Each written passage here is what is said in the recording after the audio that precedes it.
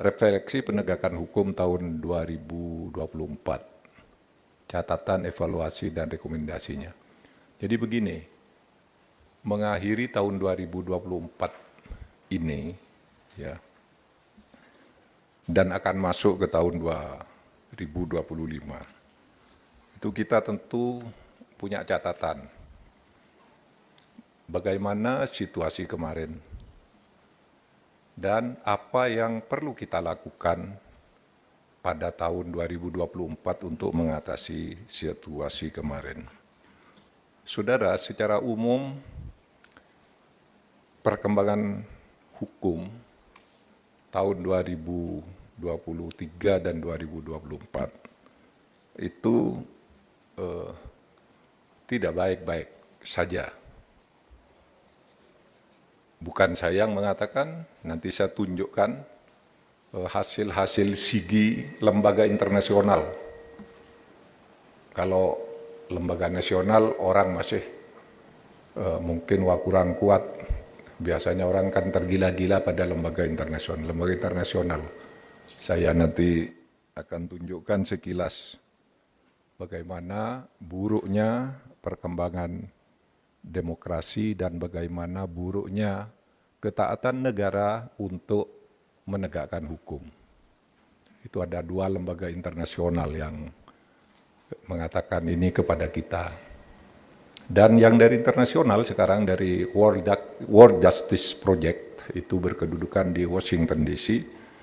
Saya undang ke Jakarta, kemarin kami diskusi seharian dan saat ini sedang ada di ruang lain di tempat ini, itu menyampaikan keadaan yang sama tapi pendekatannya tidak dari hukum, tapi dari politiknya. Di gedung ini juga, ya, di kampus ini juga, di gedung yang sebelah. Namanya yang datang itu Erin Grace Campbell yang mewakili itu. Saudara, jadi begini, saya katakan kita ini sekarang berharap ada asa dari gejala keputusasaan tentang perkembangan hukum di Indonesia. Jadi sekarang ini, saudara, kalau kita lihat, nanti akan dikonfirmasi oleh SIGI, saya katakan kesan tentang hukum ini tidak cukup dari opini. Kurang keras ya? Ya, sebenarnya ini sudah keras, tapi saya kurang dekat aja tadi. Oke. Kesan bahwa terjadi pemerosotan yang agak serius terhadap hukum ini bukan hanya opini kita yang ada di genset. Kita berpendapat, kita melihat, kita protes, tapi ada di angka-angka SIGI. SIGI itu survei, bahwa itu memang merosot. Dengan metodologinya yang sangat ketat untuk mengatakan kapan kita merosot, kapan kita naik. Gitu. Nah, sekarang ini kalau kita melihat keadaan kita, kok rasanya kita ini hampir putus asa. Semua hal sudah kita lakukan untuk menegakkan hukum. Tetapi kita tahu masih banyak masalah besar, masalah pertambangan. Saudara, masalah pertambangan yang dijarah secara besar-besaran dan dibackingi oleh aparat atau oleh pejabat gitu. Kalau aparat mungkin satu kesatuan, kalau pejabat lah, pejabat tingkat tertentu yang kemudian tentu diikuti oleh anak buahnya itu di pertambangan dan lingkungan hidup sumber daya alam. Terjadi penjarahan besar-besaran yang itu menurut Profesor Fahmi Radi, baru saya ketemu di sini setengah jam lalu. Menurut beliau di Indonesia ini penyelamatan tambang dan lingkungan hidup tidak akan bisa diselesaikan kecuali presiden sendiri yang menyelesaikan. Karena kalau di bawah presiden itu semua backing. Itu Profesor Fahmi Radi. Ya, sekarang juga sedang ada di ruang sebelah sana. Sedang menyampaikan paparan tentang ini. Jadi saudara, ini bukan pendapat orang yang mungkin karena beda pandangan politik, enggak. Sehingga saya 2 minggu lalu saya berbicara di depan The Habibie Center, Habibie Demokrasi Forum, ulang tahun The Habibie Center yang ke-26, saya menjadi keynote speaker. Ya, seperti ini, saya katakan waktu itu, saudara, kita ngapain? Seminar-seminar gini terus. Teorinya udah habis. Gudang teori itu udah kosong, udah dipakai semua. Apapun nanti coba, apapun nanti yang kita bicarakan, itu teorinya udah lama dibicarakan. Kenapa seminar lagi? Ya kita ingin mengingatkan. Meskipun kita udah tahu nih teorinya gini, harus gini, masalahnya dia udah tahu semua. Sudah habis teori. Tinggal satu teori yang masih workable, yaitu konsistensi dan ketegasan presiden. Itu. Konsistensi untuk menegakkan hukum. Kalau visi dan statement udah cukup, no, presiden hebat tuh. Pokoknya korupsi nggak boleh ada, kemanapun saya kejar. Sudah. Komitmen, konsistensi dan ketegasan. Sudah, komitmennya sudah dinyatakan berkali-kali. Kemarin dipidatokan lagi di Golkar kemarin sore. Dan selalu katakan tuh komitmen sudah. Tinggal konsistensi dan ketegasan presiden. Karena sampai saat ini kita belum melihat bagaimana ini implementasinya untuk orang-orang di bawah presiden. Sehingga kita tunggu dan kita berharap masih ada asa. Jangan putus asa. Di tengah keputusasaan banyak orang ini masih ada asa. Asa itu harapan. Apa harapan kita sekarang? Kita tunggu. Pak Presidennya apa nih? Untuk kasus ini apa? Yang sudah muncul nih. Kan ini harus Presiden turun nih. Udah banyak nih kasus ini apa, orang kan curiga ini dilindungi, wah ini sekarang terbongkar, itu dibongkar oleh ini, ditutup oleh ini dan seterusnya. Ini yang sekarang sedang terjadi. Sehingga setengah bulan lagi kita mau masuk tahun baru, kita berharap, kalau saya sih masih berprasangka baik. Mungkin presiden, ingat loh, Pak Prabowo orang cerdas. Bacaannya banyak, pengalamannya panjang. Timbul tenggelam di dunia politik sudah dia alami. Sehingga saya berprasangka baik, ini mungkin Prabowo masih sedang menyusun sebuah strategi untuk mencari momentum, untuk menggempur ini semua. Itu prasangka saya. Tapi ada prasangka, ini kok sama aja gitu. Nah kita lihat aja nanti. Ya, sama aja tidak memberikan asa. Tapi saya berharap masih ada asa, karena ini kan baru 52 hari Pak Prabowo memimpin. Kita kan punya rentang 100 hari biasanya kalau menilai. Nah, saudara, saya katakan tadi, kita mencari asa dari situasi buruk. Apa situasi buruk itu? Mari saya sekarang lihat pada saudara. Menurut World Justice Project, World Justice Project itu satu lembaga SIGI, lembaga survei internasional yang mensurvei indeks ketaatan pemerintah terhadap hukum, indeks the rule of law.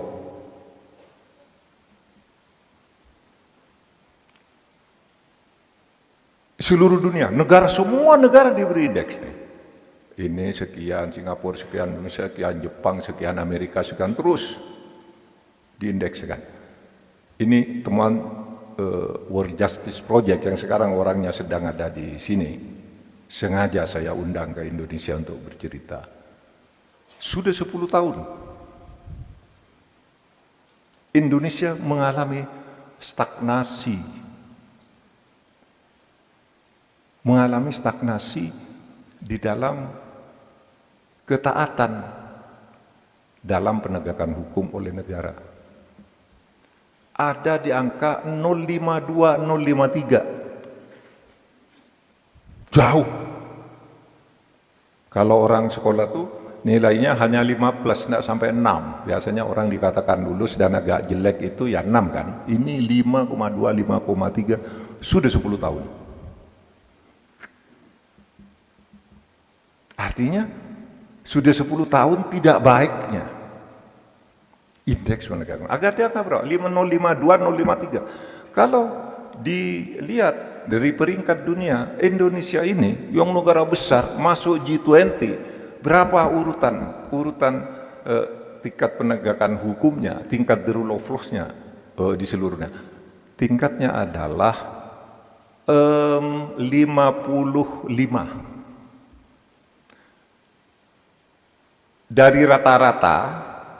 Dari rata-rata sesudah diperingkatkan gitu, Indonesia itu 52 yang diperoleh, dia ada di peringkat 59 negara di dunia dan 55 di tingkat regional Asia. Rendah banget. Nah, saudara sekalian, itulah sebabnya keluhan terhadap penegakan the rule of law itu bukan omon-omon, bukan rasanan politik, bukan gosip, ini angka. Profesor Dewi Fortuna Anwar ketika saya ceramah ketika saya menjadi keynote speaker di The Habibie Center, mengonfirmasi data yang dia miliki, yang diolah oleh The Habibie Center apa? Sampai dengan tahun 2013-2014, ini tidak mengaitkan dengan periode siapa, tapi ini angka pergerakan dari WGP tadi, kemudian angka demokrasinya dikatakan oleh Dewi Fortuna Anwar. Indonesia itu sampai dengan tahun 2013-2014, demokrasinya adalah masih demokrasi bagus. Tapi sekarang ini Indonesia sudah masuk klasifikasi dengan demokrasi cacat. Cacat apa? Cacat parah sehingga bisa dikatakan demokrasi gagal. Kata Devi Fortuna Anwar. Apa indikatornya? Ya, dia lembaga studi. Habibie Center itu lembaga studi. Jadi dia punya angka-angka itu. Tapi oke, kita semua yang lebih percaya pada lembaga segi internasional, inilah yang ditulis oleh Economist Intelligence Unit. Dia nulis Democracy Index 2023 itu menulis Indonesia itu rendah pelaksanaan demokrasinya, mengalami penurunan parah di dalam 5 hal. 1, pelaksanaan pemilu dan pluralisme. Yang kedua, keberfungsian pemerintah di dalam menyelesaikan masalah-masalah masyarakat, terutama penegakan hukum. Yang ketiga, partisipasi politik. Mungkin angkanya besar yang berpartisipasi, tapi kualitas partisipasinya seperti apa? Dinilai rendah. Kemudian budaya politik dan kebebasan sipil, ini rendah. Sigi ini terpercaya nih, saudara. Sudah berumur 170 tahun lembaga Sigi mendapat kepercayaan dunia, hasil Siginya itu Economist Intelligence Unit ini. Jadi, saudara, lalu kita sekarang kan ini akhir tahun, mau tahun baru, kan gitu. Kita berharap menemukan asa. Kita mencari sekarang nih, mumpung kita nih melakukan refleksi. Nanti bicara semua, Pak. Ayo cari sama-sama gimana cara menemukan asa itu agar ini tidak turun lagi, saudara.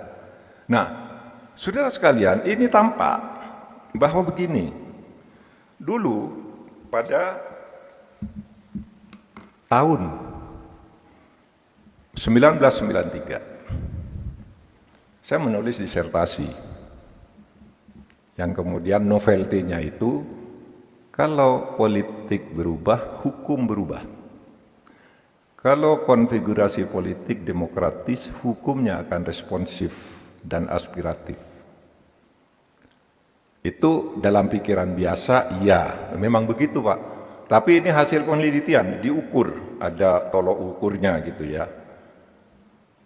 Kesimpulannya seperti itu. Dan ini benar sampai sekarang. Ini indeks penegakan hukum di Indonesia naik bersama dengan naiknya indeks demokrasi. Ini tadi.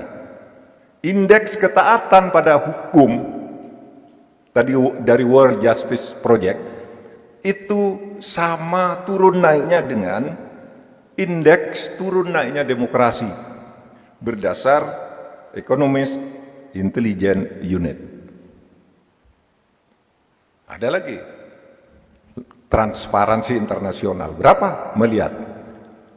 Saudara, indeks persepsi korupsi kita itu sudah pernah menyentuh angka 40. Sesudah dulu tahun 1998 itu kan reformasi, pada waktu itu indeks persepsi korupsi kita itu 20, terus naik terus sampai 40.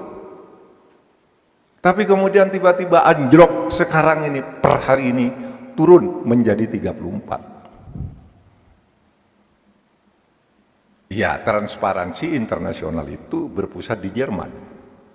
Ada cabangnya di Indonesia yang kemudian diberi bagian sendiri nih, yang Indonesia berdasar temuan ini coba diolah. Saudara kalau melihat itu, lalu kita ini kok sepertinya ada ndak ya harapan?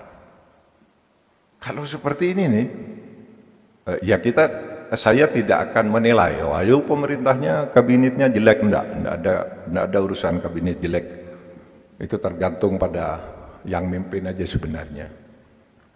Dan tergantung orangnya berani apa enggak, kan gitu. Enggak ada. Semua orang itu punya kesempatan yang sama untuk masuk kabinet, karena kalau ketika, katanya kalau dulu kabinetnya bagus-bagus, ya enggak, dulu kan mulai dari tidak bagus juga. Taruhlah kalau saya mau dianggap sebagai salah satu yang agak oke gitu, dulu kan mulai dari tidak tahu apa-apa juga ketika masuk kabinet. Ya, oleh sebab itu yang sekarang kalau tidak tahu apa-apa ya enggak apa-apa, yang penting belajar dan bersungguh-sungguh untuk mengabdikan dirinya bagi kemajuan Republik ini. Nah, saudara sekalian, oleh sebab itu saya mengajak kita semuanya, mari kita sekarang refleksikan. Tahun depan kita mau seperti apa? Sekarang seperti apa? Tahun depan harus berbuat apa? Dan rasanya kalau lihat angka ini kok putus asa ya.